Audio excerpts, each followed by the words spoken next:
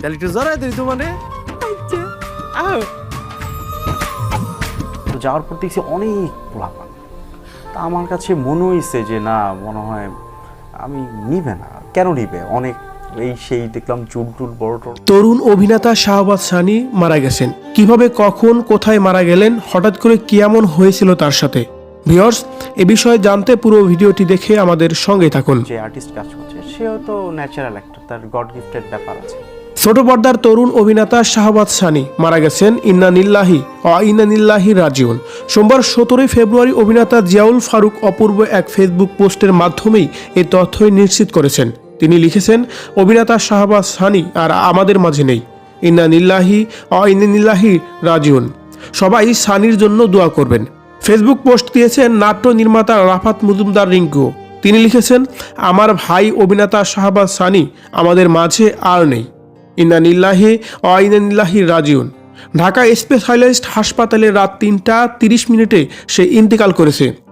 ফেসবুকে একটি ছবি পোস্ট করে তার ক্যাপশনে নির্মাতা হাসিব হুসাইন রাখি লিখেছেন, আহারে জীবন, রাত 3টা 3 মিনিটে হার্ট অ্যাটাকে মারা গেছেন সানি। শাহবাজ সানি নির্মাতা ইমরাউল রাফাতের কাছে আসার পর নাটক দিয়েই ছবিতে পা রাখেন। অল্প সময়ে তিনি অভিনয় গুণে দর্শকের প্রিয় হয়ে ওঠেন এবং সেই সঙ্গে অর্জন করেন নির্মাতাদের আস্থাও। চরিত্রতা অভিনেতা হিসাবে নিজে কাজ করলেও সানি কেন্দ্রীয় চরিত্রেও অভিনয় করেছেন।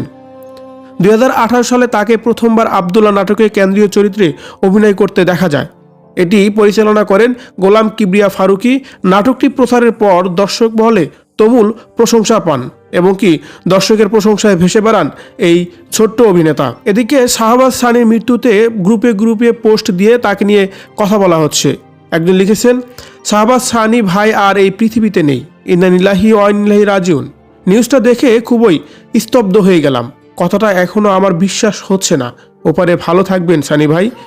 এভাবে আবেগে আপ্লুত হয়ে দর্শকরা তাকে নিয়ে কথা বলছে। ভিউয়ার্স, ছোট্ট এই অভিনেতার মৃত্যুতে আপনি কিভাবে দেখছেন? কমেন্ট করে জানিয়ে দিন কমেন্ট বক্সে।